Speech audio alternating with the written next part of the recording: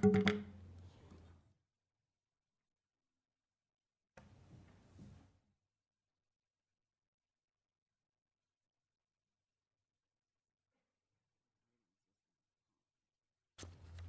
put it down in there.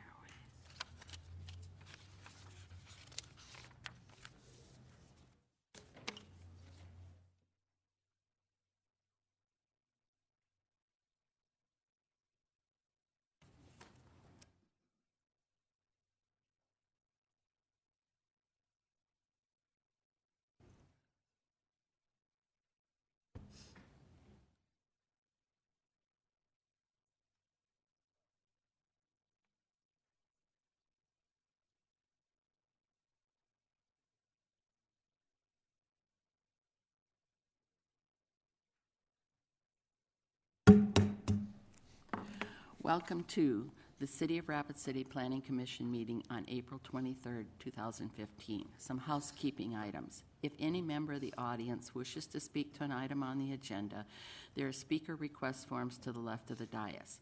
Please fill out the request with the agenda number of the item you wish to speak and hand it to the secretary. Cell phones and electronic devices. At this time, we'd like to ask that if any member of the audience has a cell phone or other electronic device, that you either turn it off or turn the ringer to silence. If you need to take a phone call, please step out to the hallway so the meeting will not be disrupted. Consent calendar. Items 1 through 3 have been placed on the consent calendar and may be approved as a group. Action will be taken on all consent items with accordance with staff recommendation by a single vote. Any item may be removed from the consent calendar by a planning commissioner, staff member, or audience member for separate consideration at this time. The findings of the planning commission are recommendations to the city council. City council will make the final decision. Are any items 1 through 3 that would like to be removed from the consent calendar?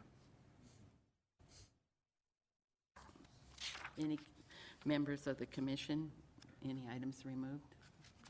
Okay, I'd entertain a motion. Move to approve. Motion's been made by Steve and seconded by Karen to approve items 1 through 3. All those in favor, please say aye. Aye. All those against? Motion passed.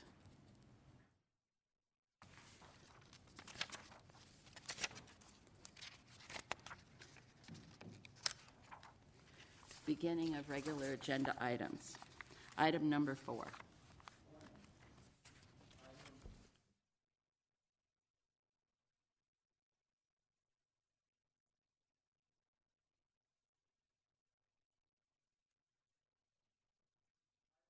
There's a major amendment to a plan development to allow a rental reunion cabin located at 2720 Chapel Lane.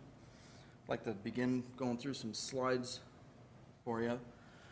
In particular, the applicant is requesting to convert the Chop House restaurant into a 2-unit rental reunion cabin with a total of 22 beds. The property is zoned general commercial district in a planned development. It's located south of the intersection of Jackson Boulevard and Chapel Lane. An aerial view of the property. The structure will not change. It's converting the existing Chop House restaurant, which is 2 stories, 9,300 square feet, into 2 units, one on the first floor, one on the second floor. All the parking is existing. Site plan submitted by the applicant showing the boundary of what we're considering today. View of the restaurant as it was previously approved, very rustic style. This is the deck on the east side of the property. And here we have some of the floor plans. This is for the first floor with a total of 5 bedrooms. There's a breakdown of the number of beds in each room. Second floor is 4 bedrooms and a breakdown of the number of beds. The total bed count is 22 with a maximum occupant load at this as we're stipulating of 47. Existing signage on the property. Now we come to some site photos. The sign is posted on the property. Notification for this major amendment has been met. View of the structure on the property. Looking towards the south and the hotel adjacent to the property, cabins across the street, and looking back up towards the Chapel Lane intersection. This is looking to the east at Canyon Lake. The chop house sits on the next to Canyon Lake. Looking at from the boat ramp to the north of the property at the Chapel Lane Bridge, which is the for the Chapel Valley area, is the one point of access. We'll go into a little more history of that, and this is looking towards Jackson Boulevard and in the opposite direction. I'd like to take you through a little bit of history on this property. Back in 1994, a rezoning application was approved to change the land use designation from flood hazard district to general commercial district. The rezoning, it was determined that after the 72 flood and the city was purchasing Greenway properties, that this subject property was relatively safe from flood hazard and was not acquired as part of the Greenway tracts. In addition, in 1981, the FEMA floodplain maps and a 1992 floodplain review by the Corps of Engineers validated that the property was located in the 500-year floodplain and not the 100-year floodplain or the floodway. In 94, a final plan development to allow a restaurant was approved, but in 1997, a major amendment to allow the existing structure as it is, the chop house, 2 stories, 9,300 square feet, was approved. Moving on a little bit to 2008, the applicant came in with an initial plan development to construct a full-service resort around the existing chop house restaurant. So the chop house would have stayed in place as a restaurant with an on-sale liquor establishment, and a 4-story, 75-unit hotel would have been, with a wedding reception area, would have been constructed on the property. Planning Commission denied the application. City Council denied the application. In 2010, a Chapel Valley access and route alignment study final report was issued. City Council unanimously voted not to build a second exit, which was recommended, but to form an emergency management task force. And in 2011, the ad hoc Chapel Valley Community Emergency Management Task Force issued the Chapel Valley Community Emergency Preparedness Plan, and it addressed issues such as identification of hazards and evacuation. In staff's review of this application, a number of issues were identified, and the public came forward and identified a lot of issues that we also took into account. This included flood hazard, emergency evacuation, number of dwelling units with only one point of access across Chapel Lane Bridge, and an increase in overnight stays.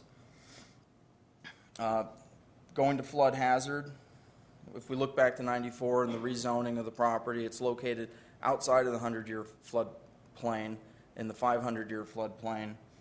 It has been determined to be relatively safe from flood hazard, and as such was not purchased as a part of the Greenway tracts. Looking at the change in use from a restaurant with an on-sale liquor establishment to a reunion cabin regarding the amount of traffic which would be on that one-way or one access point. A restaurant, if it was running fully, could potentially have at peak hour times 67 trips, whereas a reunion cabin, peak hour trips is going to be 11. In addition, the required parking for the 2 uses, right now it's 116 for a restaurant with an on-sale liquor establishment. For the reunion cabin, it will be reduced to 22 parking spaces being required. And the way we came to that number was counting per bed how many beds were in the proposed reunion cabin, which is 22. Usually for a hotel such as this, we would count it at 1 per room, but we didn't think that was sufficient considering it's a reunion cabin. But in the end, it's a significant reduction in the amount of traffic that could be generated by the use of the property. In addition, the applicant, or as far as evacuation goes, the applicant has submitted an emergency site evacuation procedures plan and a letter from Rapid City, Pennington County Emergency Management concurring with the proposed reunion cabin, stating that the impact to traffic flow from the proposed business during an emergency evacuation would be negligible and could easily be mitigated through proactive emergency planning. Another issue which has been raised by people is the 40-unit rule, the fact that Chapel Lane Bridge provides the one access to over 500 dwelling units. The reunion cabin as proposed is not considered a dwelling unit because a dwelling unit is exclusive use of a single family maintaining a household. This is going to be more temporary rental, not for maintaining a household, and thus it doesn't come into play with the 40-unit rule and having to get a variance towards that. So based on the limited number of occupants and the applicant's preparedness plans and staff's review that the reunion cabin use will be reasonably mitigated, any hazards will be, staff recommends that the major amendment be approved with stipulations as noted in the staff report. Staff's here to take any immediate questions you have, but we also have a lot of people who would like to speak to this, and we'll go from there. Do any commissioners have questions at this time? Okay. I'd entertain a motion, and then we'll take comments. Second. Motion's been made by Eric and seconded by Steve to approve. And now we will have our comment section. Just to let you know, each person has 3 minutes to speak, and the timer will keep us informed of that. And then we request that people speak on different areas. If we've heard it, we listen very carefully and take all of your comments seriously. So I will first ask Linda Sandvik. I can't hear you. Somebody else speak first. Okay. Carmen Derby. I'm available if you have questions or Thank you. Dick Typer? Or did I? If you'd come to the speaker.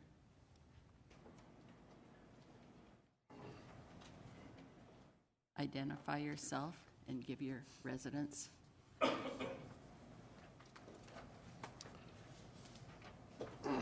My name is Dick Tupper, and I live in Chapel Valley, and we've lived there for 35 years. And we've gone through the things that weren't supposed to happen. Obviously, we weren't there in the 72 flood, but we were there in the Berry Pine fire and went through that. We're in the Chapel Valley. We couldn't get in or out during that time. About 1999 or in that area, we also had a flood, which the bridge was 100% closed. You couldn't go in or out. My wife was on the other side, and I was on this side. So when you say it's relatively safe, I've gone through those areas where it wasn't relatively safe. I think the 40-unit rule was put in by a reason, and just because you're defining it as a motel or a sleeping unit as short time, it's still the same people that are going through that one access. And I think that we've gone through this before with the city council, and actually one member of the city council that was on the board when it was turned down is now our present mayor. And we asked him what he thought about it. He says, I don't even need to talk to you people, I'm against it. So just that as a little background. So I'll let the next person talk then. Peg McIntyre.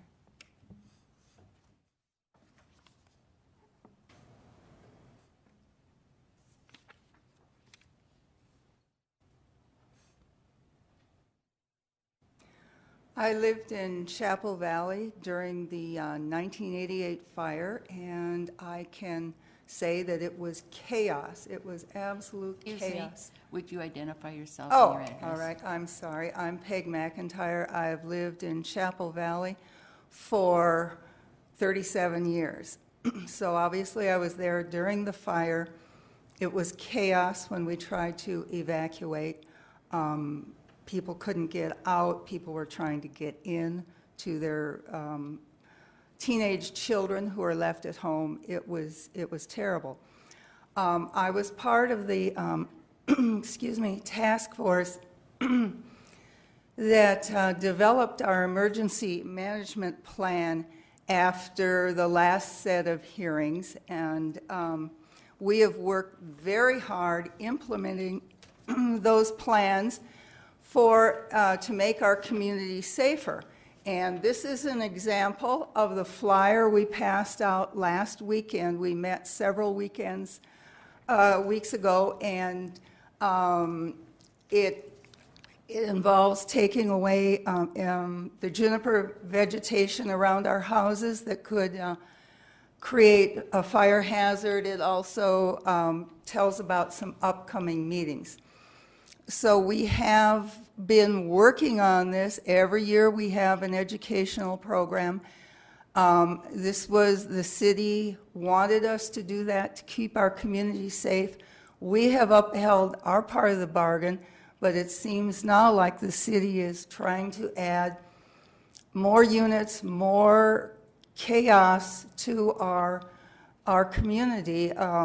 Yeah, maybe they'll have emergency radios or something. That doesn't help us. We've got to get out with our families and, a few of our important papers, our pets, that sort of thing. So I think to add any more dwelling units, like Mr. Tupper said, whether they're temporary or permanent, it doesn't really matter when you're evacuating. And plus, there are lots in the valley that cannot be developed because of this rule. And we have over 10 times the number of dwellings that are permissible according to the rule. 10 times. It's a 40-unit rule. We have, I think, over 500. So that's a lot of people to try to get across that two-lane bridge. I don't know, this is our premier park in Rapid City. I don't see any further development as enhancing that park. So I want to leave you with the thought that we have worked hard to uphold our end. We've as residents of the valley, and we would like the city to uphold their former ruling. Thank you. Thank you.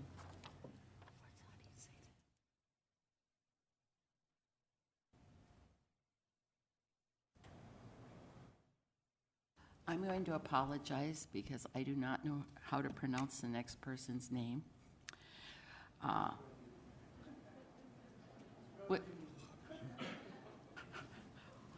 So I'm just going to have you do it because I would hate to insult anyone.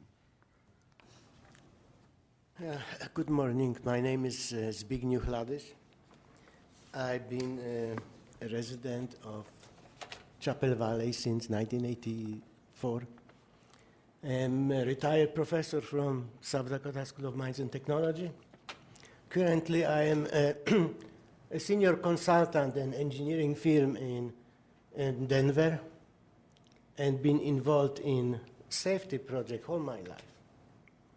And I see this proposal going against any safety management and risk management rules I have learned in my life.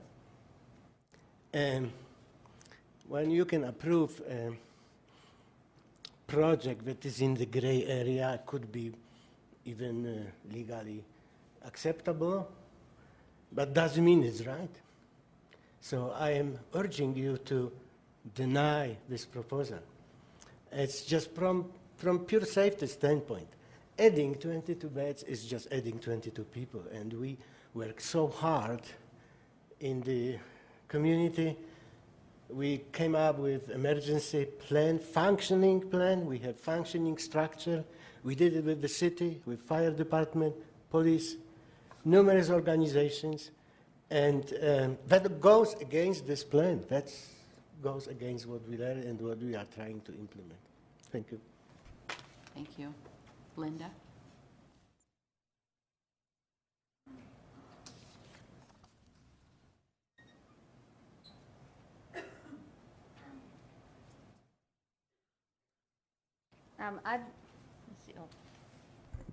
I've lived in Chapel Valley for You say your 36 name and address, please. Oh, Linda Sandvik, 4810 Powder Run Drive. Thank you.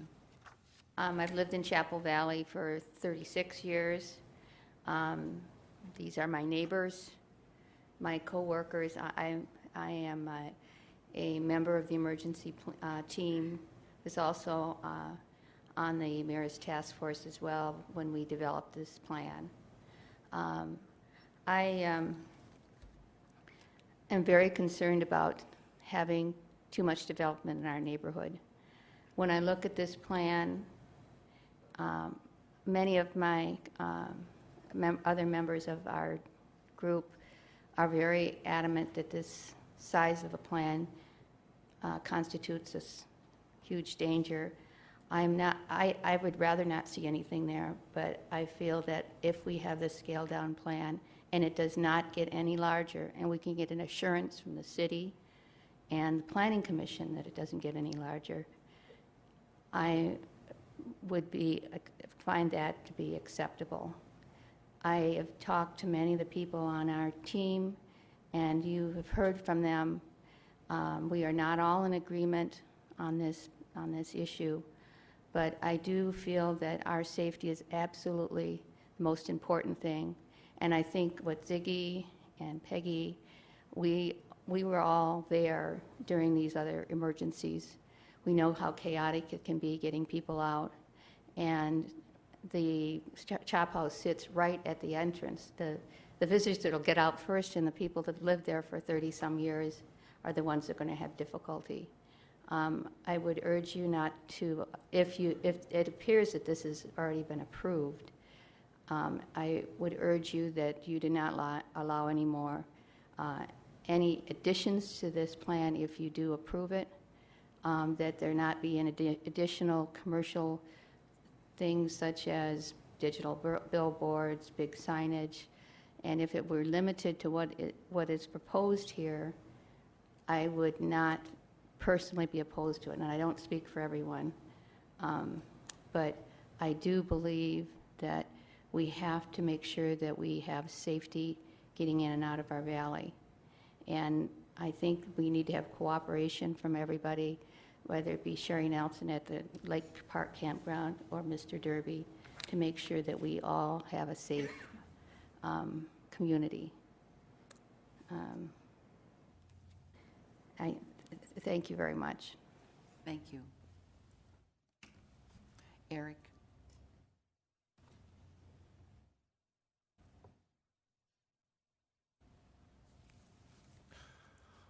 This is just my comments on this. I do want to commend the Chapel Valley neighborhood for the efforts they've done on emergency preparedness. I was like some of the other commissioners, attended those meetings in 2010, and all the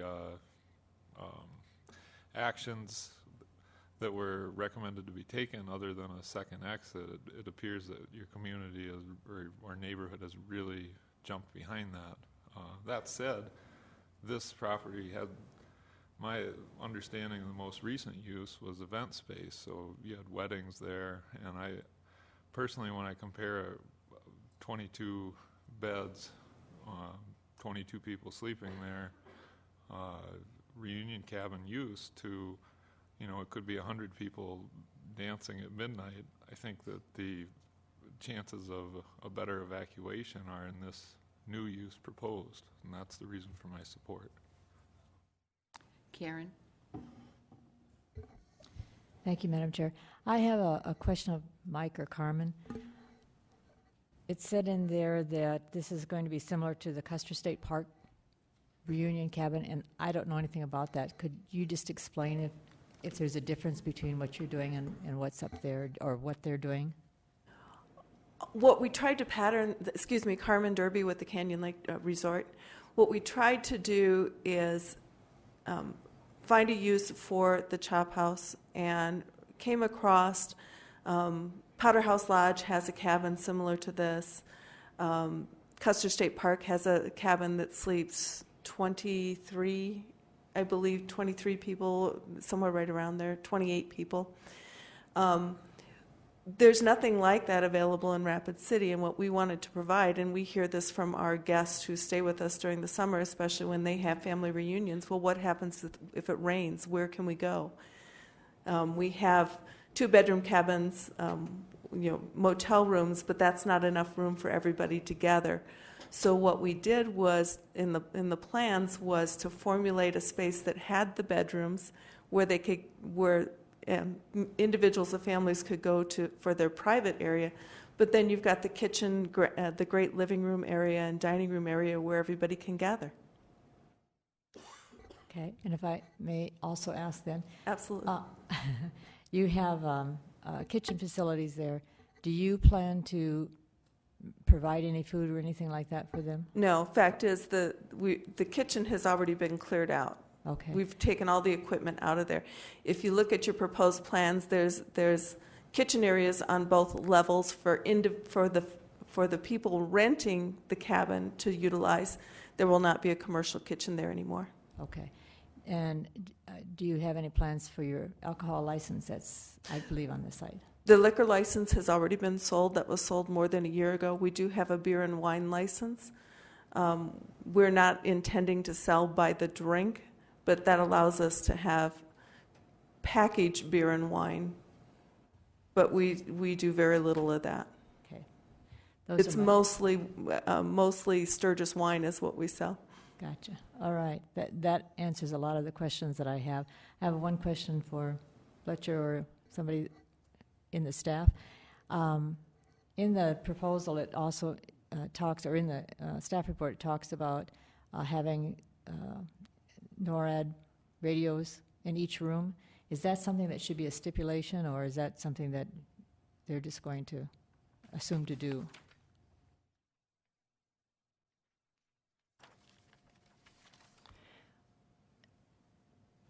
You are correct in that it's being approved as per their proposed plan, and their plan does include the emergency notification.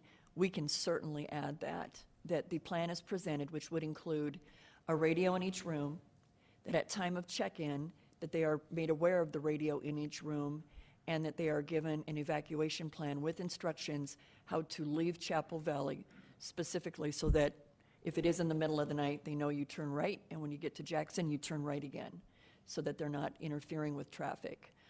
In addition, the manager is required to personally knock on each door if it's apparent that people are not leaving that facility.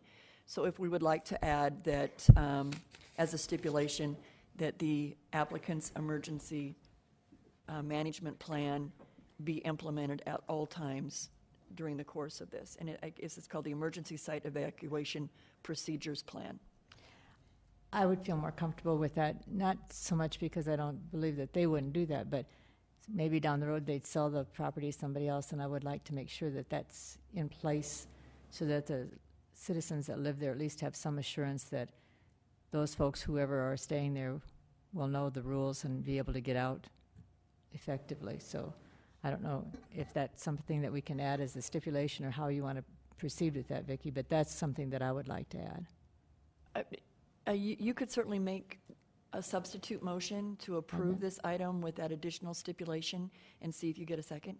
That would be my motion then, to approve with that added stipulation. The motion's been made by Karen and seconded by Eric to add that stipulation. All those in favor of the amended motion say aye. Opposed? The amended motion now is in place. Vicki, do you have anything else to share? Yes, there was a comment about the 40-unit rule, and I just wanted to say that comes out of the fire code, And the reason that it's exclusively for single-family and twin homes and doesn't include apartments and hotels is they're required to be fire sprinklered. And so when we look at a structure like this that is already fire sprinklered, that kind of puts them ahead of the game in case of a fire. I also wanted to add that as I look out today, I see a lot of familiar faces. Many of us sat on that same ad hoc committee, and we spent a lot of hours going over a lot of issues. And at the end of it, there was a plan that was ultimately concurred to and approved and then acknowledged by the council. And I just want to say I'm extremely proud of all of you who have taken that plan and implemented it. As I've listened to your emails and I've seen some of the literature and handouts and been made aware of all of the community meetings and notifications and fire mitigation that you continue to work on, I don't know that I've seen a plan be put in action and kept in action as well as you folks had, and I just wanted to publicly commend you for that. When staff looked at this, these are hard. I mean, we're sitting here looking at a property that's zoned general commercial.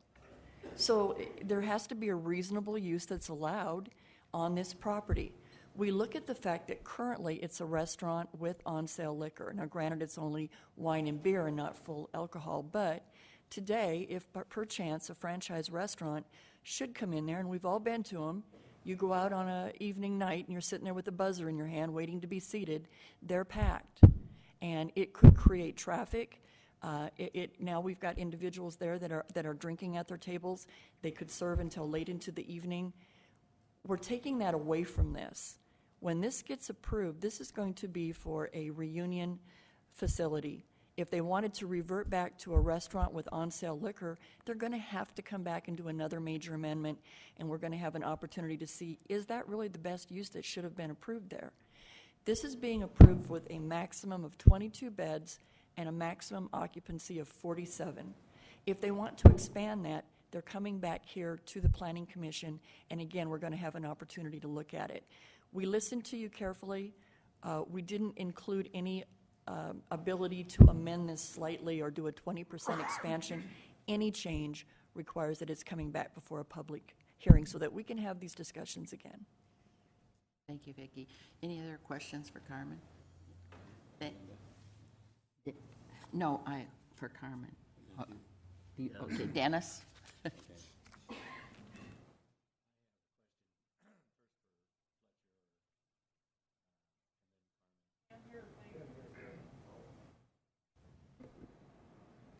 Okay, thank you. Fletcher and/or Carmen, is this property commercial able to be expanded into additional units that would have this type of usage? And Carmen, are the plans for this expansion, if that is allowable by the city, is that your intent? So Fletcher, maybe first. Any expansion would require a major amendment to the plan development, which would come before the Planning Commission for review. I understand that, but is that possible? Per the building official, the maximum occupancy of this square footage of structure is 47 for sleeping units. So no, they couldn't expand this structure beyond the 47 maximum occupancy. If they wanted to add on and do an expansion, again, they would have to come back before you folks. Is there sufficient area on the property? They could and have in the past asked for doing expansions, and again, you had denied that back in 2010, I believe that was. 2008. So the answer is if it did Yes. come back here, there could be an expansion if they tore down some cabins and wanted to build an identical building. Cabins are on a separate property. Oh, that is, okay. So on this property, there is sufficient area for them to have more structural development per the code. And as a part of that, based on how this is stipulated, it would require a major amendment and a public hearing to do that. Okay, Carmen? At this point, we have no intent to do anything else but make a good use of the chop house. Thank you very much. Jan? I'm really torn because I think the Derbys have every right to have an expectation that they can use their commercial property commercially. I am a little concerned because when I was first appointed to this commission, I was invited, as were all of the people on the commission and practically everyone in the city government, to go to a meeting explaining a hydrology report that was over in the Journey Museum Theater that determined that the flood event of 1972 was something that would occur much more frequently than 100 years, more like 30 to 50 by the artifacts found by the field engineers who were doing the study. And it also concluded that were the same 17 inches of rain to fall in the same place as they did in 1972, it would have exactly the same result as it did in 1972 because Pactola Reservoir is on the other side of where the rain fell.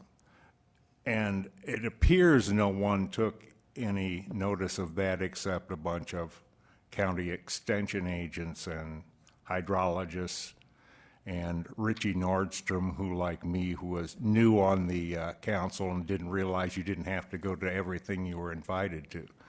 So I'm just, I am concerned about the flood matter. I don't think it is specifically the Derby's problem, but I think it's a large problem for Chapel Valley. I don't know that they, if we conclude that the Derby's project doesn't contribute to that danger or it's negligible, then maybe they ought not be penalized for that. But I do think the city needs to have a better plan for dealing with floods in Chapel Valley. Thank you. Are there any other comments or questions? Yeah. Steve? I actually lived in that area back during the fire, and I remember it very well. I remember taking pictures of the fire the night before across the ridge up there, and they weren't evacuating us yet. But a lot of us sat out there, and we took pictures, and they evacuated the next day. And so the police and fire department came in. They were banging on the doors and notifying everybody. And my daughter was actually there, and they brought her out for me. So I remember it, and we had a lot of time to evacuate, and I'm sure that's not always going to be the situation, but I also said in the council with Karen, we've talked about another access out of there for umpteen years, and they've never done it. My biggest concern is exactly what he just expressed, not a fire, but a flood, and I don't see the Derby's affecting that. You're going to be landlocked, you're going to be stuck there, and maybe trying to get over the other side of the hill somehow if it happens. I think the city needs to address it. It always comes down to a dollar figure, and I don't know how you put a dollar figure on a cost of lives. I applaud the Derbys for what they've done here, and as far as trying to make it the least hazardous for everybody there and be able to use their property. So with that, I'm in support of it. But again, I would urge the council to take a look. They need a second access out of there, and I think it's more important for the flood because that flood goes and that road goes over and nobody's getting out. And Karen, you well remember what we've gone through over the years. It's time somebody does something for them. Thank you. Dennis?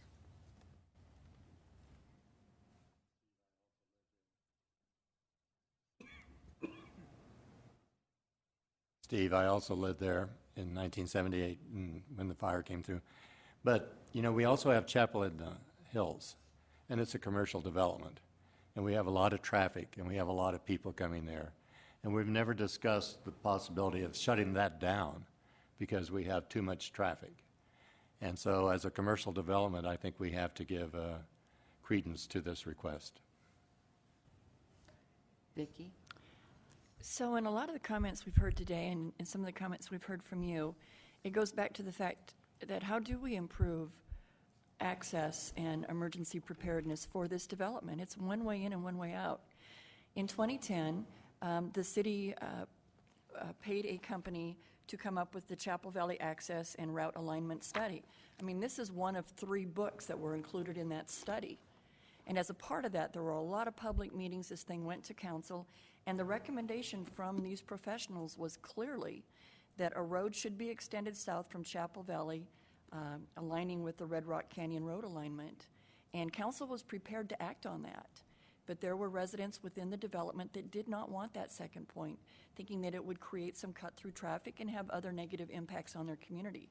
I can't speak on behalf of all council, but there were several that voiced that reluctantly they would acknowledge that they wouldn't require the road extension or wouldn't proceed with it or put monies toward securing that, and instead acknowledged that the preparedness plan was the next right step until the day came when maybe it would resort to a second point resolving those issues as well. So I don't know that this neighborhood would actually be in favor of the city again having another company do another study to come up with probably the same recommendation. We'd be back in those meetings again saying, is the neighborhood okay with having a second road in to this development? Just kind of a little history of what we went through back in 2010. Steve? I'm not sure that we need another study. We've done enough of them. I think we should take the last study and take a look at it and move forward, but wasting money on another study is just wasting money. Might as well flush it down the toilet.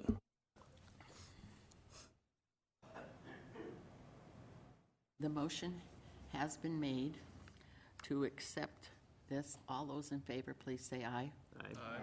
Opposed? Motion passed. Number 5.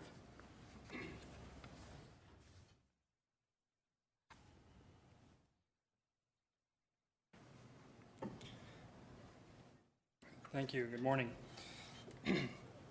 Item number 5 is 15 PD 010, a major amendment to a plan development to allow a restaurant to be located on approximately 6.32 acres of land located at 1300 North Elkville Road. This is the existing location of the Wautiki Water Park and Resort. For those of you who are unaware, the Wautiki Water Park and Resort does straddle the city limits between Rapid City and Box Elder. The proposed restaurant is a Perkins restaurant to be located west of the existing Fairfield Inn. It will be located entirely within the city limits of Rapid City. Brief background: in 2013, a major amendment to the plan development was approved by the Planning Commission to allow the expansion of an on-sale liquor establishment. This is for the existing bar and restaurant that's located in Wautiki today.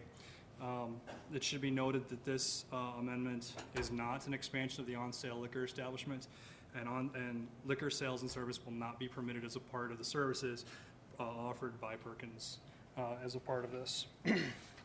Let me take you through some slides. Zoning of the property, as you can see, Box Elder located to the north, located in a developing commercial area at the intersection of Interstate 90 and Elkville Road. An aerial view of the property, you can see the northern property line delineates the city limits of Rapid City and the city limits of Box Elder. Large portion of the parking, as well as one of the hotels, and this aerial is not quite up to date. There is a continuing development of an additional hotel in Box Elder at this time as well. The proposed restaurant is going to be located in here, off the west end of the existing Fairfield Inn. I should point out that the applicant is proposing to provide additional parking on this site, or on the far western edges of the property. Site plan, again, to put it into perspective, this is the location of the proposed restaurant, and the parking will be located to the west of that. A closer view of the proposed restaurant and parking. We should point out at this time, here the applicant is proposing a 60-foot tall pole sign, interior illuminated, for the Perkins. Rapid City Municipal Code requires for an on-premise pole sign to have a height of no more than 45 feet. So they have requested an exception to increase the height of the proposed pole sign from 45 feet to 60 feet. In the past, the Planning Commission has directed staff to present all exceptions to the sign code to them for their consideration. So we'll be going through what they're proposing here in a moment. Elevations of the proposed restaurant. In the lower part of the screen here, you can see it's kind of hard to differentiate, but they do have a potential floor layout, and they will be connected to the rest of the campus with a breezeway. Photos with the sign posted on the property of the location of the restaurant and the parking. Look at Elkville Road looking to the south. Elkville Road looking to the north at the intersection of Interstate 90. Note the existing sign there. What this does is the applicant has submitted materials which provide a cross-section of the elevation differences between the site and where the proposed sign is going to be at, as well as the road levels. The sign that's existing there, I think, gives a good impression of the differences in elevation and what the height of that proposed sign is in relationship to the skyline around it. I'll look at where the restaurant's actually going to be at with parking and a view of the area for the expanded parking. Again, that sign in the background to show you the elevation difference between base elevation and the roadway at North Elkville Road.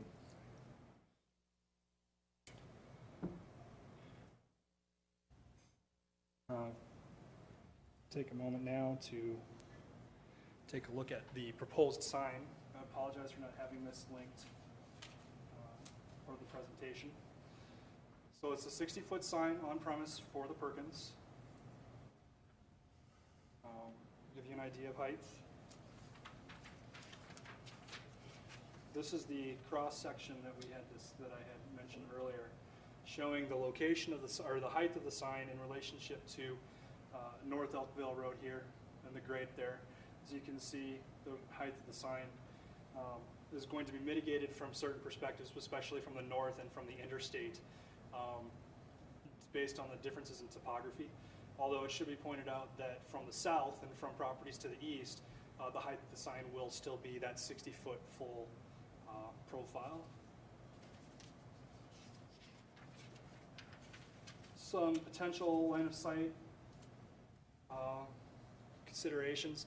This would be with the 60-foot sign is proposed.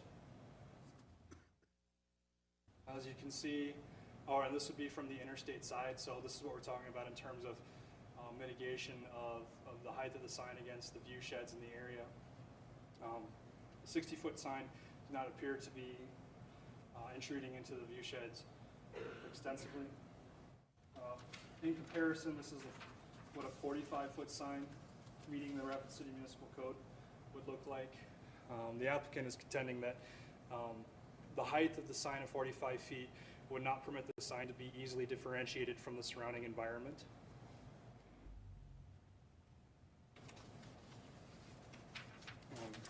Should the Planning Commission determine that the proposed sign is appropriate for the neighborhood and that the proposed additional height is not damaging to the neighborhood or the character of the commercial businesses in the area, then staff is recommending that the application be approved with the stipulations outlined in the staff report. We do have representatives for the company as well as their Janelle, their engineering services, available for questions, and I do believe that they did also have requested to speak. Staff is available for questions at this time. Steve has made a motion to approve. Is there a second? Second. And John seconded. So, Karen? Thank you, Madam Chairman. I do have a question. There's a billboard out there, I know also, that talks about the motels and that kind of thing. Where is this sign in relationship to that? Do you know where the sign is in relationship to that billboard? Let me show you two things. The first is this. Let's go back to this. The first is the site plan layout. I believe the billboard that you're discussing is right here. And the proposed sign is right here. So. And I have a picture here. It's not a good one, I apologize for that, but the billboard you can see here on the left-hand side of your screen. That is not in Box Elder, that is in the city limits. So is the sign that's going to be, the 60-foot sign going to be between these two signs? It is. Is it going to be the same height as that billboard? What I'm asking is that going to interfere with whatever they're trying to do? I mean, I understand the need to have a taller sign from the interstate, but it seems like it's counterproductive if it's all the same height. I don't know. I don't know the height of that billboard. Okay. I can tell you that the permitted height of billboards in Rapid City is 30 feet, whereas an on-premise sign is 45, but I couldn't tell you if that sign complies with that or not. Okay. Well, I know that billboard sign, I just came down there yesterday just to see, and I know that billboard coming to the north is quite high, but does anybody, Janelle, do you have any clue what that difference would be?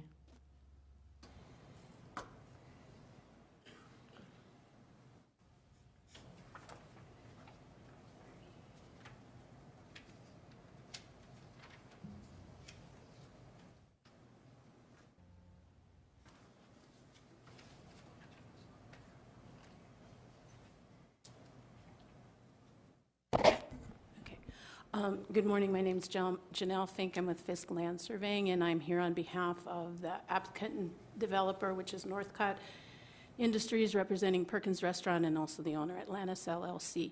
In regard to your question, Karen, I don't know the exact height of the existing billboard, but I do know that in terms of placement or separation of the sign, that we're meeting or exceeding the requirements for distance between those two signs. And then this is kind of a line of sight thing that was prepared by Conrad Signs, and it shows if we did a 45-foot sign, how the Perkins sign falls below the height of those two existing signs out there, the billboard. So it actually creates, if we comply with the current ordinance, we're going to fall below the profile of the existing signs out there. Can't tell you the exact height, unfortunately, of that large billboard, but I think that with meeting the ordinance, we definitely fall below that visual, and so that was one of our basis for the request for the exception. Right, and I do understand the request. My only thought was just if you had the billboard and the Perkins sign lined up, you aren't going to see the billboard sign, and that's up to you guys, I guess, but it's just a comment, I think, more than anything else. And I believe that the separation requirements in the ordinance address, those kind of visual impacts. So I think we, feel that we're comfortable both with the site owner having that sign there and not being concerned about conflicting visibility. Okay. From the interstate, I can totally understand the height request. Coming from the north, that's going to be a huge sign if you're going north. It'll still fall in line in terms of visual height. It's still going to fall within the existing signage. I think the other.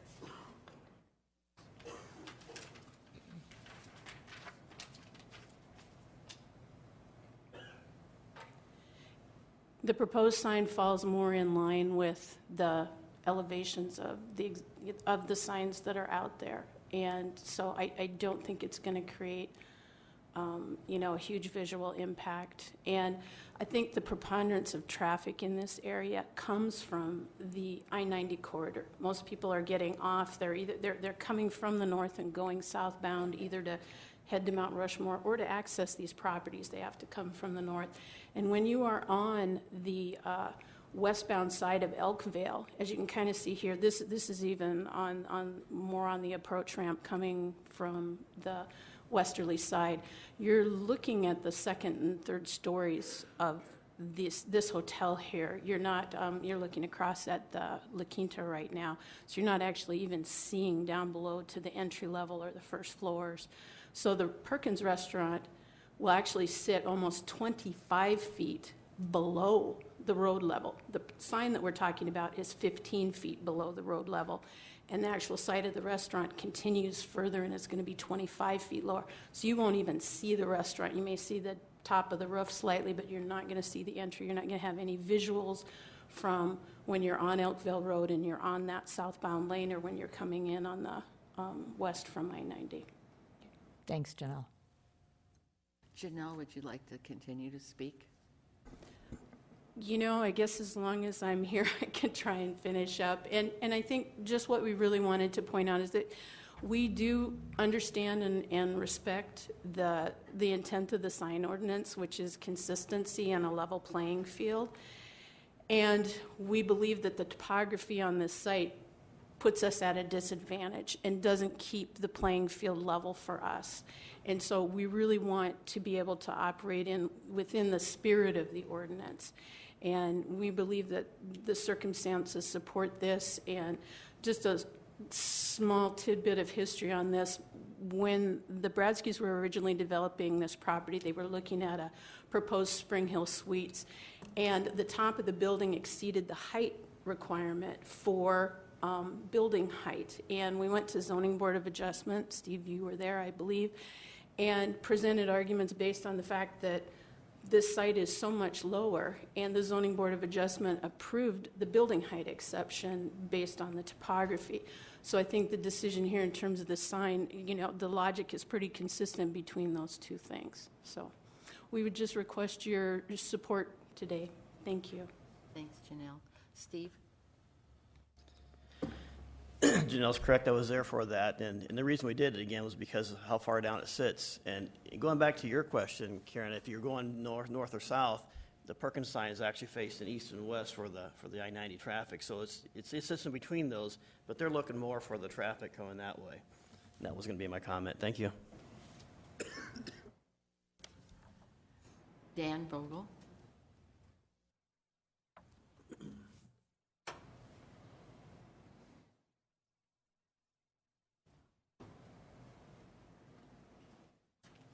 Hi, Dan Vogel from Chanhassen, Minnesota.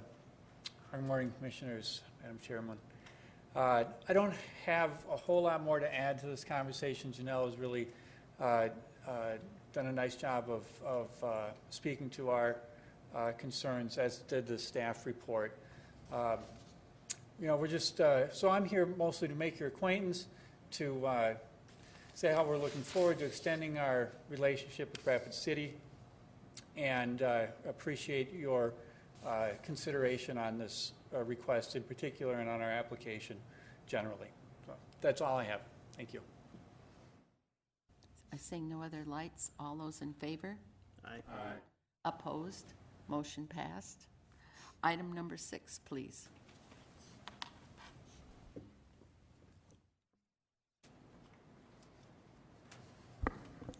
Item number 6 is a major amendment to a conditional use permit to expand an existing on-sale liquor establishment in conjunction with a casino located at 685 Lacrosse Street. In particular, the applicant is proposing to expand an existing casino 1,250 square feet for a total of 3,136 square feet inside an existing structure. Property is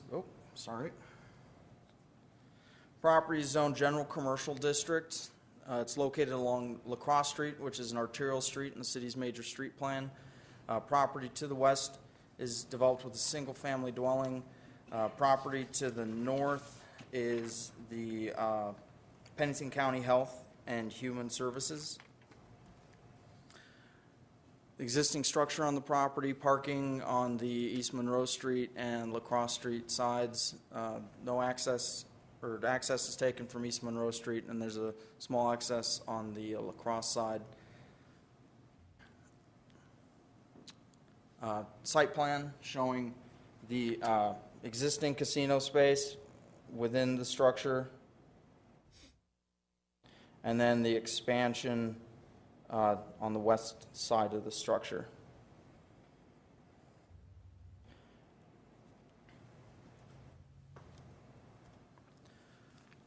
Elevation submitted by the applicant showing the existing uses in there. It's Jackpot Casino, Little Caesars, and there's a medical clinic in there. So the purpose of the expansion is to add 10 more gaming machines in this space. The bar area will not be increased in size. and no new construction or signage is proposed as a part of this application. Some site photos looking south at the property from East Monroe Street, looking to the north across East Monroe Street.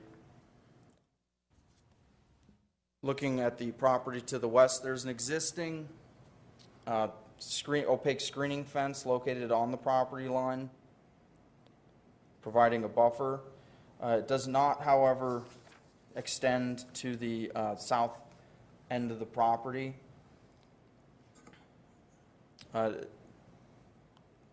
Since the writing of the staff report, we have gotten a call of concern regarding the existing screening fence, and on the southwest corner of the property is the location of a dumpster. Let me get back to a site plan for you.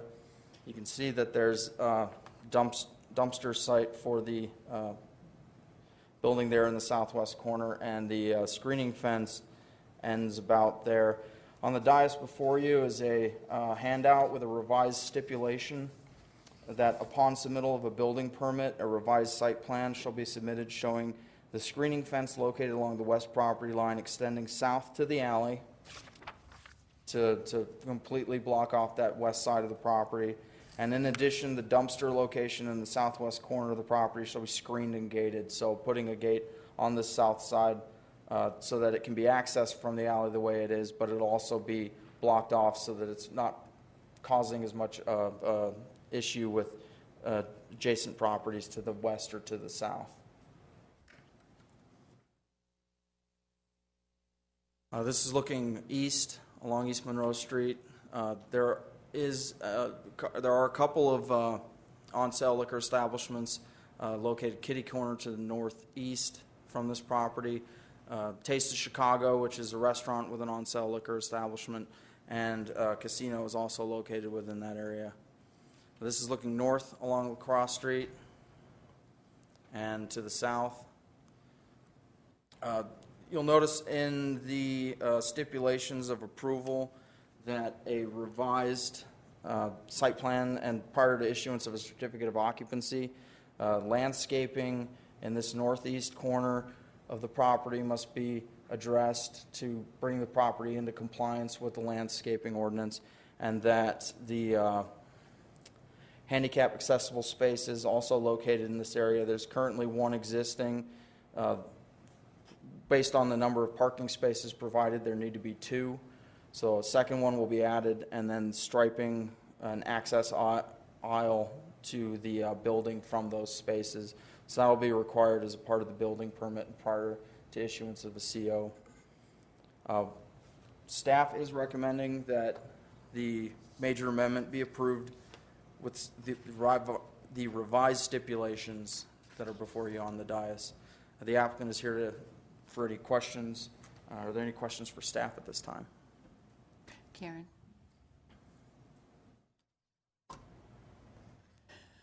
Thank you, Madam Chair. I don't know that I necessarily have a question. I wanted to express my support for this application. I am concerned that in the past we've had casinos and then they've added on, and we've had, instead of 10 machines, we've had 20, and so that kind of everybody sort of started going with 20, and if they could. And part of my concern is that if you have 20 and now you go to 30, is everybody else is going to set a precedent, and everybody else is going to want to do 30. But the building is already there. They're not expanding the building. I don't see a lot of traffic issues or issues with casinos, so that doesn't concern me. The thought that to have casinos, you have to have the alcohol license, and I'm assuming that because there's a connection between the bar area and this area, that meets that qualifications, and I'm kind of looking to you. Bradsky's out there. That sounds correct? Okay. So that was my only comment. I just want to make that comment. Motion's been made by Steve and seconded by Karen to approve. I do want to make a comment. I'm not against this, and I will be voting for it, but I worked in that building. There wasn't enough parking before, and I've been retired a few years, so parking is an issue, but I will support it. But I feel really strongly that I'm concerned for the parking, because there wasn't enough space before. Yes. Parking was an issue that was identified. They've also, as part of the application, identified that the west suite will be currently will be storage, and if they were going to change that use to another use in the future, that they'd have to come through, that they'd either have to meet the parking or get a variance or address it in that way. So we did think about parking and covered that. Thank you. All those in favor, please say aye. Aye. Opposed? Motion passed. Thank you. Zoning board training.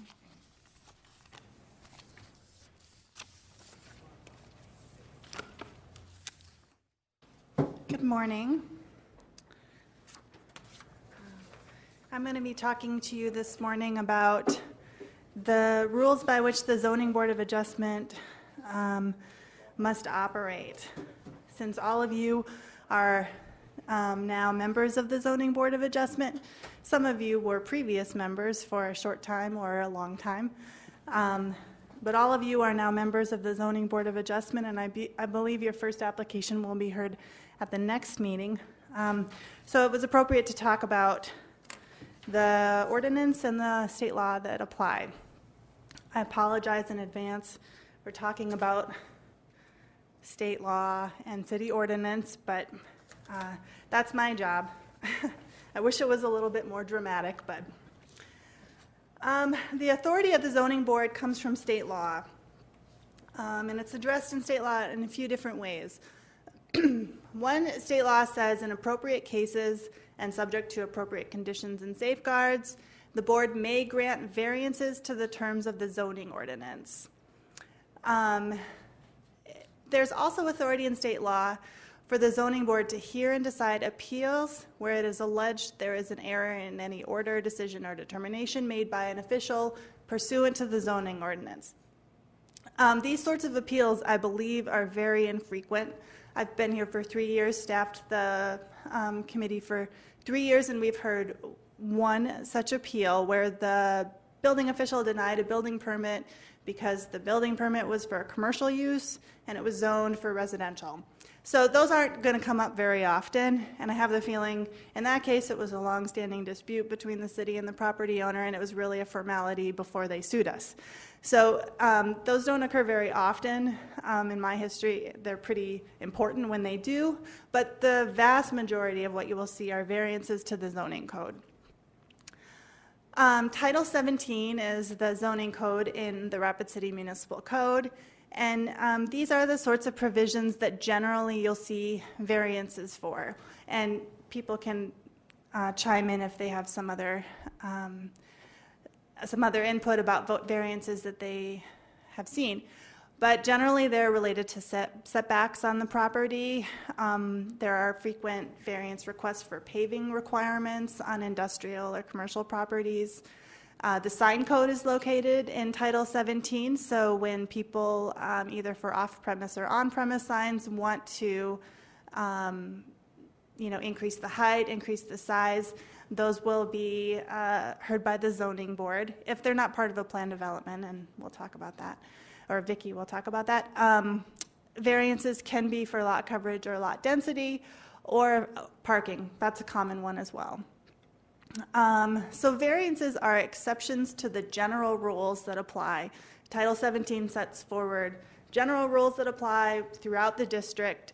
And what a variance is a request for a special exception. So under state law and under our city ordinance, we need unique circumstances to justify deviating from the general rule. All right, here's some more in state law. It says that variances should not be contrary to the public interest.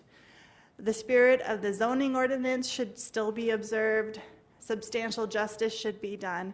And these are kind of squishy considerations. The most I can tell you about the public interest that sometimes arises is if it has an impact on the fire code. If there's a setback request for a side yard that would put to structures in closer proximity to each other. I would say that's an interest or a public interest that is part of the considerations. I guess maybe constructing or getting a reduction in setback to construct a fence within a site triangle. You know, you can imagine there are some situations where a variance may, you know, impact the public safety, but it's not common that those come before. Usually there's good reasons why people change their mind. But here is one consideration that I feel like is a little more concrete. If, owing to special conditions, a literal enforcement of the provisions of the zoning ordinance will result in unnecessary hardship. You're going to hear that phrase, unnecessary hardship, a couple more times. Variances are also discussed in a different chapter of the South Dakota codified laws, where it says that council may provide for a board to grant variances in specific cases in order that unwarranted hardship, so before we had unnecessary hardship, now we have unwarranted hardship, which constitutes an unreasonable deprivation of use, may be avoided. That unreasonable deprivation of use is also language you'll hear in our ordinance. Okay, here's and I put some state law and a copy of the variances ordinance up on the dais for you to review in case you are interested in reading those.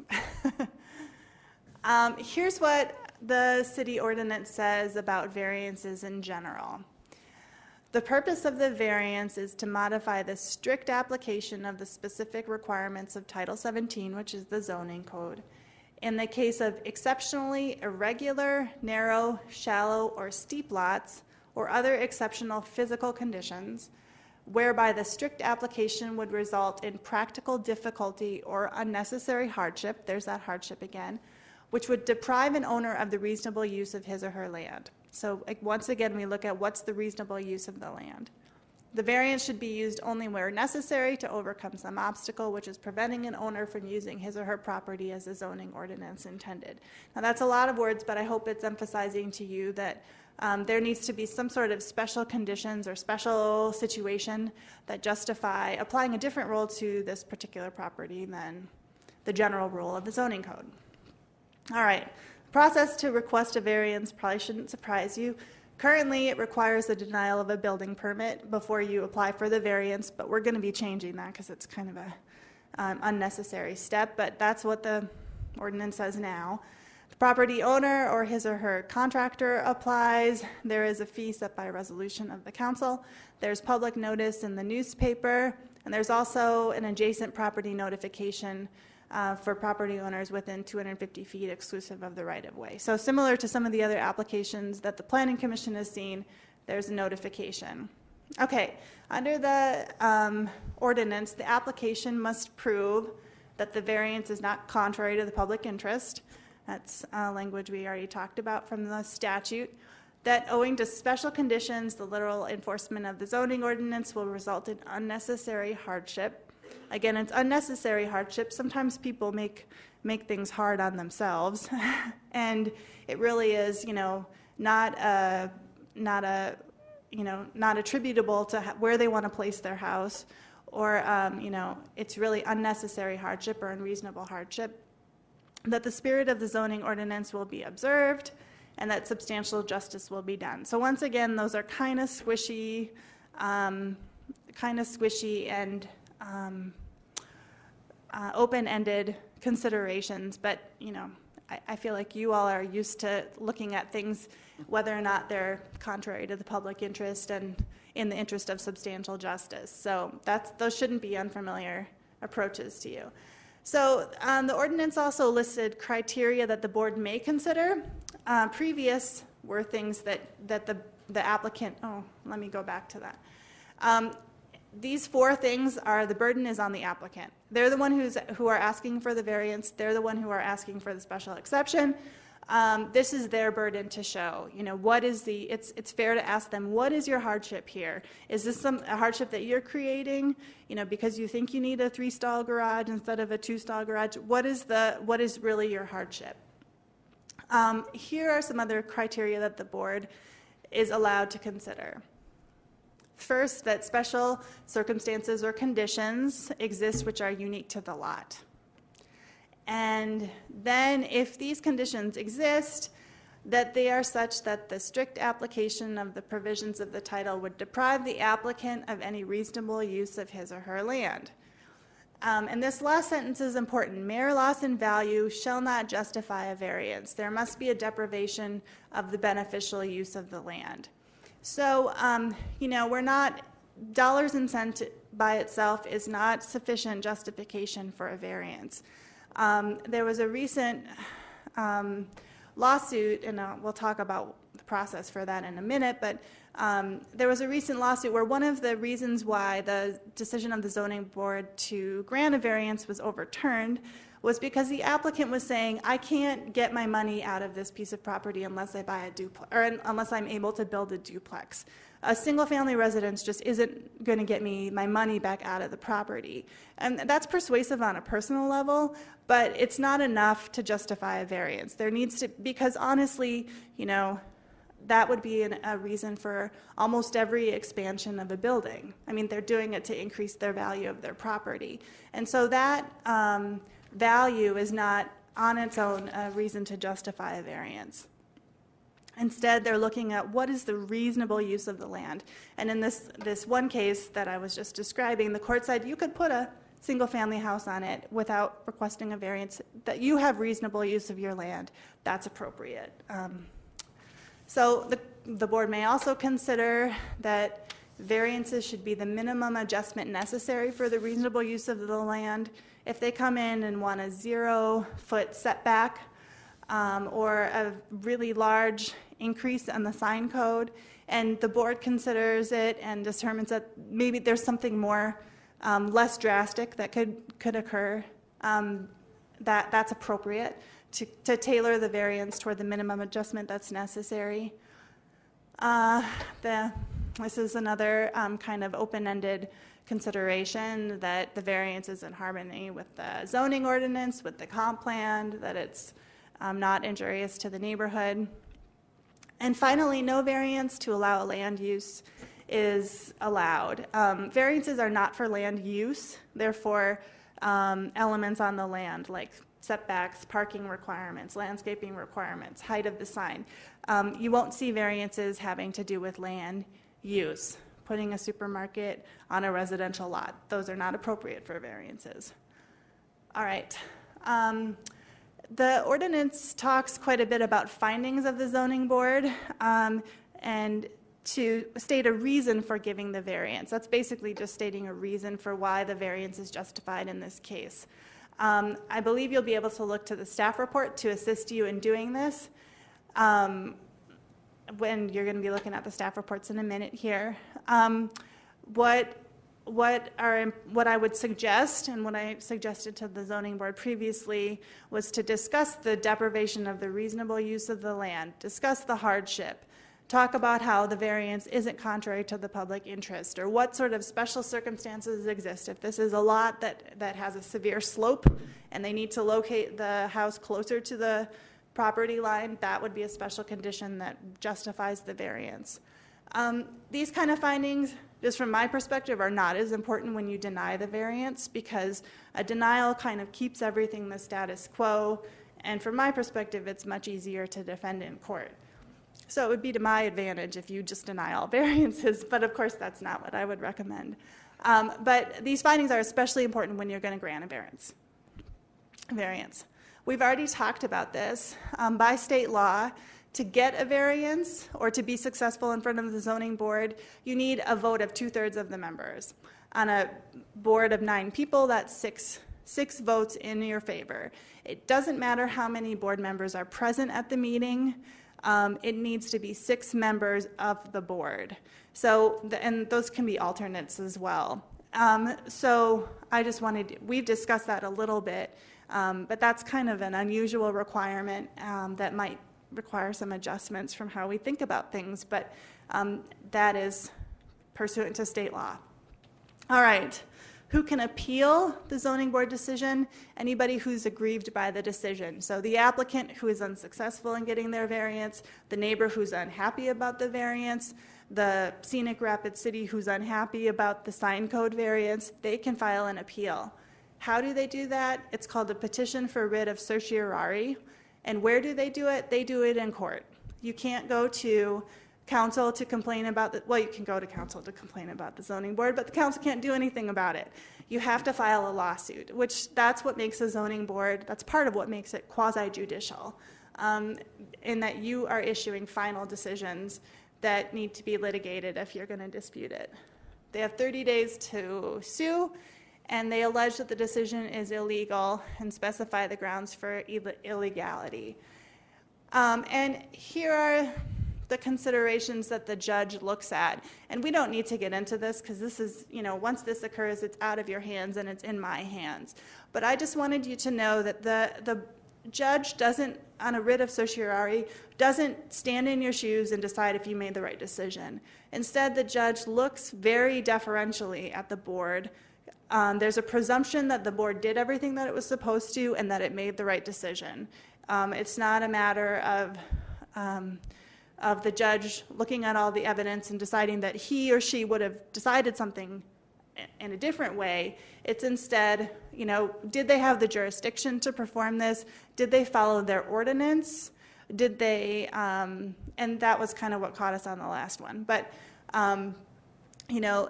are they going through all the steps that the ordinance and state law require? And that's staff's job to make sure that you're doing that.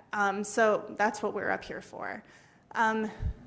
So that is a general overview of the zoning board. If you have any questions now or later, you can sure talk to me. I think Vicki has the next part.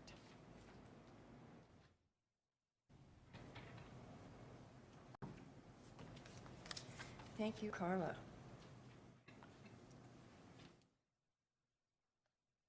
So as Carla said, a variance is something that's acted on by the Zoning Board of Adjustment. And in the handout that's on the dais, I've given you a packet for this training today. And the definition of a variance and the reasons for granting one are listed in a hard copy form. Take it with you, read through it. If you see that there is a variance on the agenda, it's something you might want to glance at. Just for clarification, we did not get an application in for our next meeting. So we do not have a variance item for the May 7th meeting.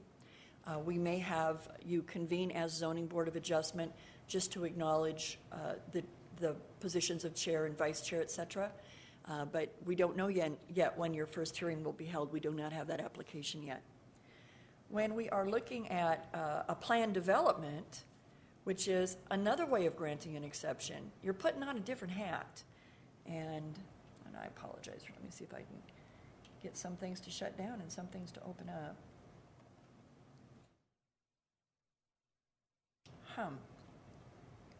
Oh, Rob.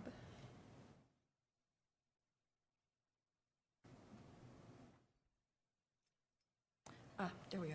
I just need you to stand up there. Here we go.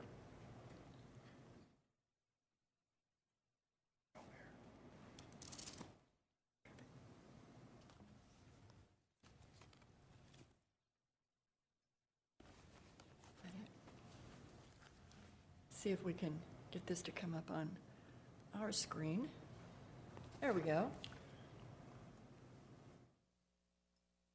So as we look at a plan development that does give us different criteria, as noted in there, the very purpose of a plan development is to allow flexibility and promote development that is economically efficient while being compatible with adjacent land.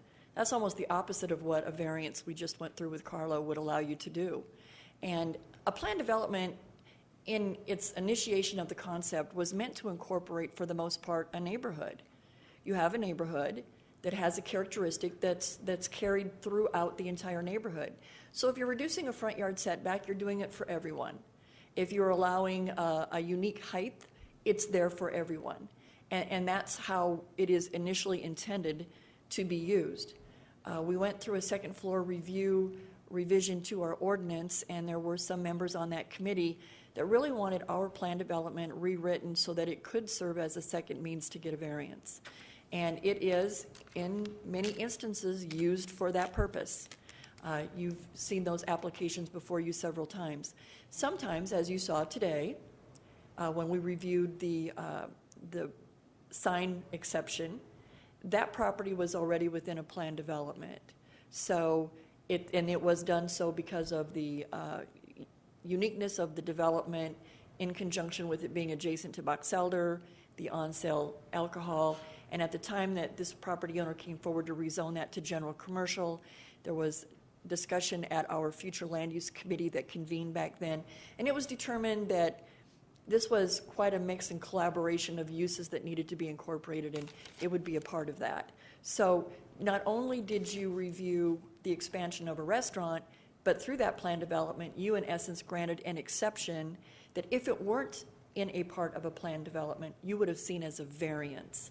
So just kind of, different caps, and we'll remind you as they come forward of the different criteria that you would need to use. As we look at the items that are to be reviewed when it comes to the deviation of the minimum criteria, same list of things that you would grant a variance to. One of the things that we want to make sure that it does is that it does always provide compatibility with adjacent land uses. This one does, though, specifically state that it is to provide the optional methods of development, and it encourages that imaginative design. A little bit different than a variance. So it is a different way of thinking about it, and you may at some point be put in a position where it doesn't meet the requirements for a variance, and we're recommending that you deny it, and then something similar would come forward as a planned development. And if it truly meets the requirements for establishing that character design within an overall schematic of things, you'll have a different set of criteria that you would look at. Hope that helps. We're going to try to keep that straight. And in doing so, one of the ways that we're attempting to do this is to bring forward a new form of a report that we will provide to you on all of our development applications. We're no longer going to refer to them as staff reports. They're going to be project plans. And in your handout, and if you'll bear with me, we will pull one up on the screen here. We've brought you one for the variance that is going to be one that we will be using the very first time that we bring this forward. Okay, my screen so it shows something different than yours. Oh, Rob.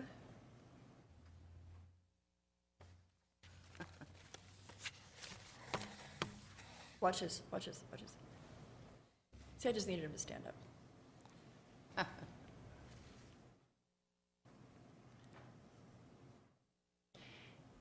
Right now, if any of you have ever sat on the Zoning Board of Adjustment, and it's unfortunate that Steve left, I think this is probably very important that he hears, so hopefully he'll watch this. It's going to be done significantly different than how it was done in the past. When you are brought forward an item by our division for consideration, the planners accept the comments from the engineers and the fire department and the police department and the state highway department and the attorney's office, and we incorporate all of those. We sit down in a team meeting and we come together with a collaborated recommendation. And we're going to stand up and we're going to give you a formal presentation on every variance that you would receive.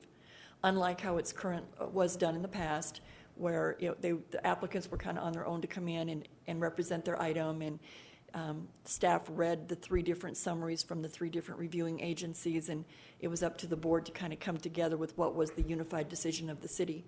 We're going to improve upon that, and in doing so, we're going to be using this new form. It is different than what you've seen as a part of the staff report, but it's going to be more in a chart-like form. We're going to have blue headers on everything. When you're looking for something and you're scanning, you'll look to the blue initially. If you want to know who the applicant is, it'll be listed. It'll be specific to what the application is. We will spell it out up front. Next thing, we're going to tell you, yes, we're approving it, or no, we're denying it. And if we're approving it with steps, you'll find those at the end of the report. So you kind of get your thinking cap on as then you're going through the criteria to see how did staff come to that recommendation. Our project summary brief will be similar to the general description you currently see. We're going to explain what's happened, why they're here today, and what it is that they're requesting. As a part of the applicant information, so many times we say, who was the surveyor? What engineer worked on that? We're going to provide that for you. It's going to be a part of the standard information that comes in with all of the information specific to the property as well as the application. On the right side of that is our review team. It's going to identify who at the fire department looked at it, who in engineering. We've got the school district involved in these as well. We've got an individual that's getting routed all of these. Many times, if we're looking at a multifamily apartment development, it's good to have the school district to know that it's coming in. They need to schedule in bus routing or see what that's going to do to attendance at an existing school, and they need that information in order for budgeting and future planning as well. The subject property information, this is something that we've given you in part, but it's going to, as you read through it, give you a good idea of the history and what it is that really incorporates this property. The neighborhood plan, as you remember, Karen, you may recall, we had neighborhood plans years ago. We're going to spell out which one this came from because we have an adopted comprehensive plan. And it's something that so many of you sat on a team with and participated in. In that comprehensive plan, we've included and maintained the information of what neighborhood plan it came from. We never want to lose sight of the work that went into that. We're going to put it in this report. We'll include what subdivision it's a part of. We'll let you know the size. And some of these are pretty self-explanatory. The one that I love, though, is topography. We're going to share with you if this property slopes east to west, has a hill in the back with a ravine and trees, you're going to be able to hopefully picture what this site looks like so that as you're looking at variances, or maybe it's a rezone, or maybe it is a conditional use, you're going to have that visual. It'll be spelled out. When you're looking at two-dimensional aerials and photographs, sometimes that's difficult to see. Floodplain is listed. We've had many of you on the commission over the years ask us, is this property in the floodplain? We're going to provide that to you as a standard element of information. As we continue down, in the next sheet, we're going to identify what the existing zoning is and exactly what's on that property. In addition to the adjacent properties, is that zone general commercial? Because right now, when you look at, and I've attached copies of the old staff reports in there, it just says east general commercial, west office commercial, but you don't know what's there. We're going to tell you what's on each of those adjacent properties, and it'll help you get a visual of what it is that you're going to be looking at. As we proceed through this, we're going to insert some maps here, and as we go through the next one, you'll see what that looks like. We talked about the relevancy of ensuring that minimum design standards are being met and what is being proposed. In the course of looking at other development applications, many times you folks will say, what is the maximum height of a building in this zoning district? Or what is the setback in general commercial to a side yard? You're going to see it every time. We're going to share with you what those elements are. We talked a little bit about the criteria for the differences in a variance and or a plan development. We're going to spell those out. We're listing those as, in this case, the applicant's justification. Carla mentioned that they need to justify. They need to answer these questions. We've revised the application form they fill out, so it's just a fill in the blank so that we can bring that information exactly to you in the way that they presented it. And we will do a review of that information as well to share with you whether or not that's something that we feel through our findings that they have met or not. In order to assist you as you look at all of the elements of a variance, we've included in here a portion of it that says, if it's your decision to approve this variance, here's the criteria that you could use in determining the findings of the fact. And that's going to assist Carla if we ever go to court. And it's also going to assist you so that it's not because, well, we've done that before, that seems to be consistent with what we've done, I recommend to approve. Not a sufficient findings of fact. There may be instances where you want to approve with stipulations. We'll work on that as a team to bring forward those steps in the meeting. It may be something that staff feels that they've met the criteria, and we're going to have recommendations filled in. If it's evident to staff that this item should be denied, we're going to indicate that our recommendation is to deny, and we're going to give you the findings that we feel that if you denied it and noted these findings, it's going to protect you if it should ever get appealed. At the end of the meeting, as we present this, we'll go through all of this with you. We'll take the comment from the applicant. We'll take conversation from all of you. And what I love about this commission in relationship to a lot of other boards is the fact that we do have that vetting in a very friendly and somewhat informal manner compared to the more formal procedures set forth by council.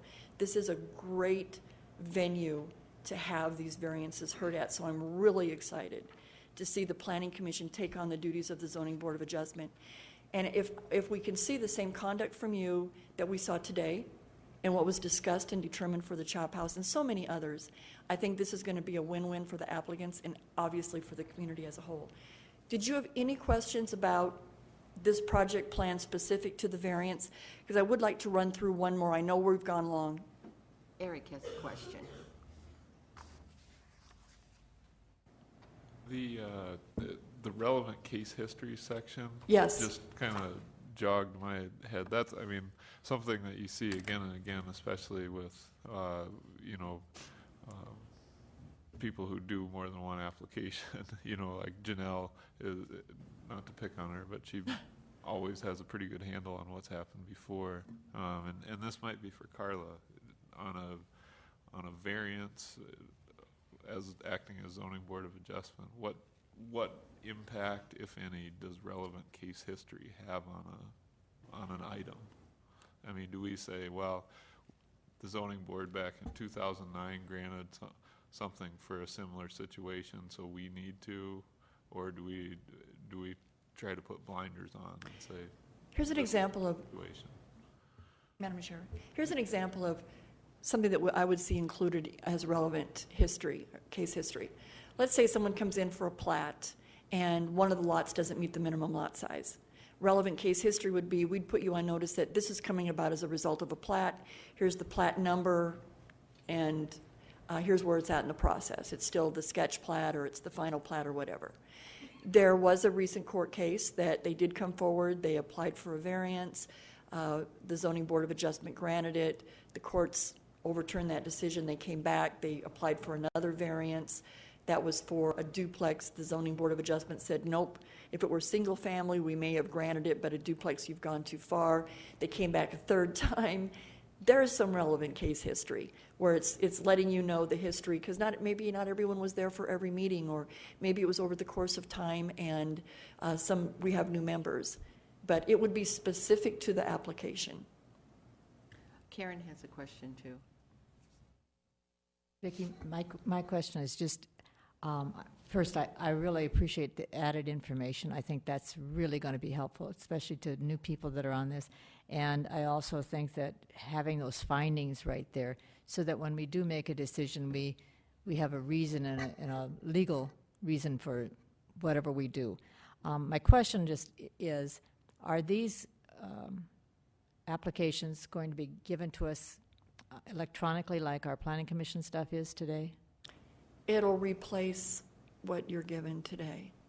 Okay, so if we want to see what the agenda is for the next zoning board, I can go online and look at it and look at some of this information before I get here. Absolutely. Okay. You're going to be emailed out the same agenda, similar to the same agenda that you were for Planning Commission. And we're working through if we're going to link these two meetings together, how we're going to separate it, and it gets down to the technology end of it and how these things get put on TV versus legally meeting those requirements. And so bear with us. Okay. We don't have all that resolved, but similar to a Planning Commission agenda, you will get a Zoning Board of Adjustment agenda, and you will click on it, that memo agenda sheet, and you'll look at it similar to what you do today. Okay, thanks. Carla? Thank you, Madam Chair. I just wanted to respond to Eric's question a little bit differently than Vicki said. What I heard you saying and what I wanted to talk about is if granting a variance for a two-stall garage in one part of the city kind of establishes a precedent for the next time you get a similar request, I would say no. I would say that every variance is its own decision, and you need to evaluate the situation and the circumstances of that request. At the same time, I know Janelle recently made that argument in front of the zoning board that this is something similar to what you've done in the past, and here's how that arose. that may be useful consideration because it's possible that an argument that was persuasive on a previous variance is also applicable here. So, those are useful to know, and it might help us understand the circumstances that would justify the variance, especially if in that case it was talking about paving. It really went to the reasonable use of the land. And so there were similarities that were helpful, but I would say variances should just generally be considered on their own merits. And I would argue very strongly for anybody who would say that we're establishing a precedence by granting a variance. That's I don't believe that's what occurs. Eric? Thanks for that explanation. I was reading the idea of relevant case history wrong. I was thinking that this was going to be something where, he said, we're talking about a gas station going in somewhere, and they said, well, we approved this gas station over here, this one over here. Not something that was specific to that application or previous actions on that property. So I appreciate that. I also is always to not get the city sued, so I like a little guidance on that. Vicki? I apologize. No, that's fine. So there wasn't a question for me, was there? Can we go? Thank you.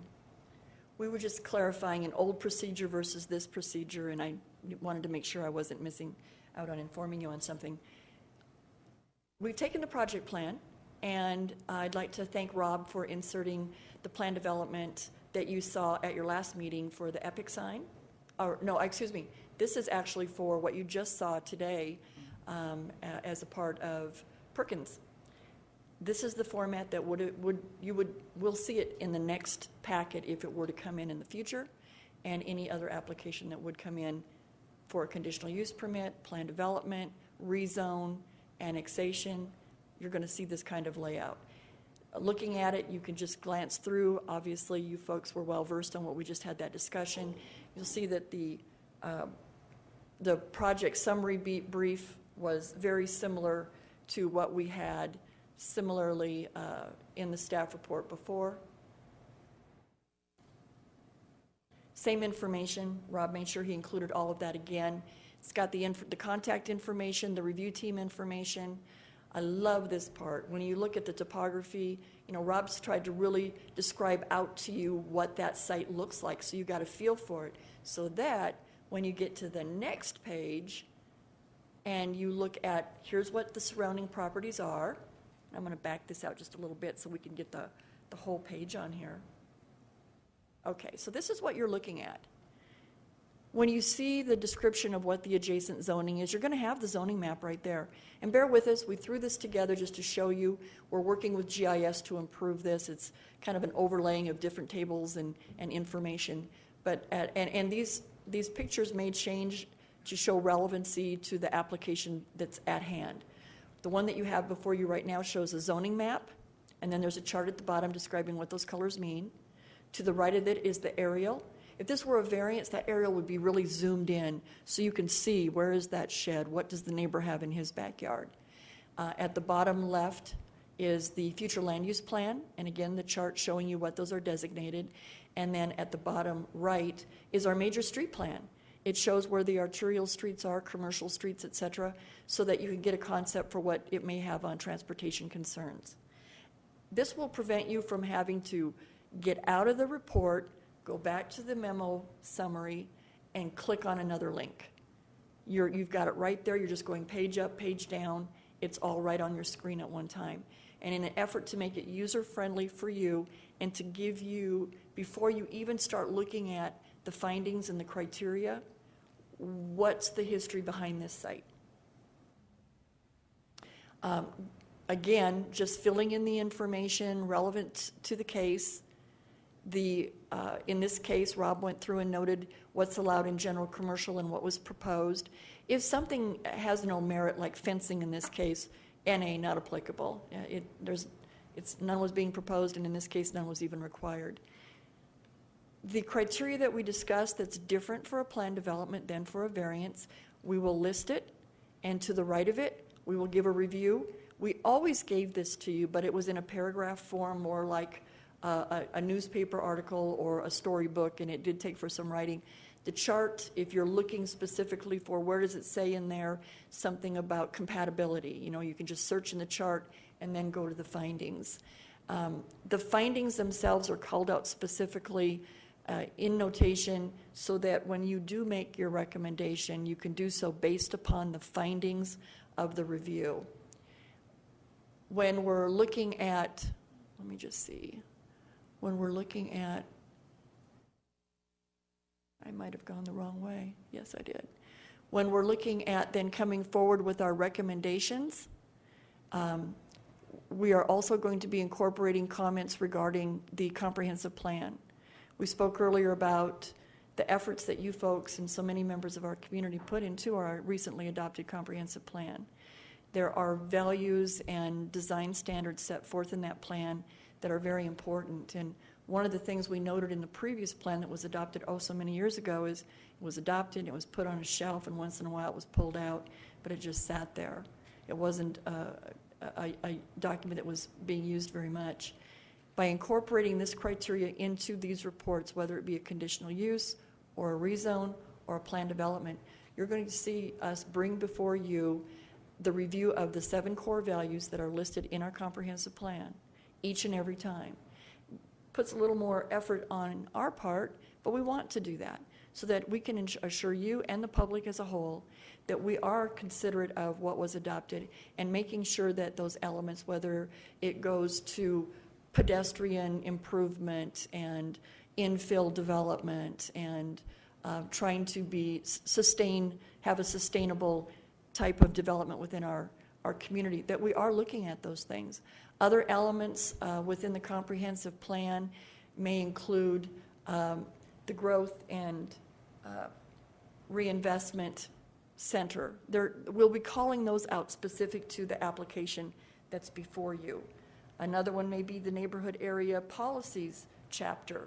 We're going to be looking at these very carefully, ensuring that what is important in that plan is being addressed as a part of this application, and vice versa. When you looked at the plan development today, I believe there were 13 or 14 stipulations. Many of those stipulations were standard. You had no authority to waive them, so we're taking them out. You don't have the authority to waive that he has to get a building permit, or that he has to get a certificate of occupancy, or that he has to abide by the landscaping plan, or that lighting has to be designed to shine into the interior of the property. What you see before you are the 2 stipulations that you do have the authority to alter and that you actually did approve today. One was the exception to the height of the sign, and one was specific to the use that allowed for that sign to be a part of the Perkins and Restaurant and Hotel and Water Park that's existing on the property, and noting that any changes would require a major amendment and minor changes would require a minimal amendment, and et cetera. You're going to see this as a significant change, and it will avoid putting you in a position where someone may stand up here and say, don't make me do that. I don't want to do that, because you really don't have the authority to waive it. And I apologize, we were doing this quite late last night, putting this together. It's been rather busy in our office. What we will be doing, and I have it as a handout to you on the dais today, we want to make sure that the applicants are aware of all those other things that are by standard required. So we're going to be handing them out something known as an advisory.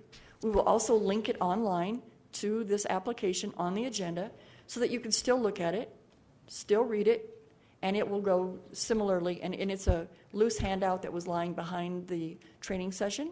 Karen, I believe you just found it. There you go. And if you glance at it, very similar to the standard steps you see over and over again that really have nothing to go to the use. And that's been a constant complaint, that we have too many stipulations and then they don't actually go to the use that we're reviewing. So hopefully this will avoid that. We're excited about this, and we hope you folks are too. We're all have a big learning curve ahead of us. We thought it was a good opportunity as you folks come on as the Zoning Board of Adjustment that we introduced the project plan. We've played around with it. We've taken staff reports that we've already done to see how it would fit in. We've realized that by having to fill in the blanks for the comprehensive plan, we're getting to know that comprehensive plan very well. It gives us the ability to bring forward better recommendations for you folks too, ones that truly incorporate the concerns of the community as that plan was brought forward, and gives the city a defendable position if someone should appeal it. So unless you have any questions for me, when we come forward on May 7th, we have no items for Zoning Board of Adjustment. We do have some plats. As Brett said at last meeting, we're going to be revising the platting process. We're not going to change up how those are presented because those are going away. They're going to become administrative. You will have your rezone, and I believe there's a comprehensive plan, or excuse me, conditional use, 2 rezones, and a conditional use. In this new project plan format, look at it. If you've got questions before the meeting, please call the planner that's assigned to it. The planner's name will always be on it. Or bring them to the meeting and we'll go through it together. Any questions for me? Brett, is there anything you wanted to add? Am I missing something? I think you did a great job. One thing Vicki alluded to on these new project reports, we wanted to keep the format fairly static so that you'll know where to find information. So, for example, all that information on the front page, it's always going to be there, and it's always going to be in that format. The maps are always going to be on the second page, always. And so that way you're not fumbling around trying to go, where do I find this information? It's easier when it's in chart form than it is in big paragraphs of narrative. So we'll continue to refine this over time, but hopefully it'll be intuitive. You'll be able to find the information you need at a moment's notice. More importantly, when you decide to approve or deny something, we'll have already kind of put the findings on either side of that ledger, so you won't have to guess what's a good finding for denial or what's a good finding for approval. We'll already parcel those out on either side of the ledger, as it were, and then you can just refer to those. So hopefully it'll be a little bit more helpful than the old project reports, and as Vicki said, we're really excited to start using it. Well, I want to thank you for your hard work. I do think it'll be easier not going to links, some of us that are less computer savvy. I'll appreciate it.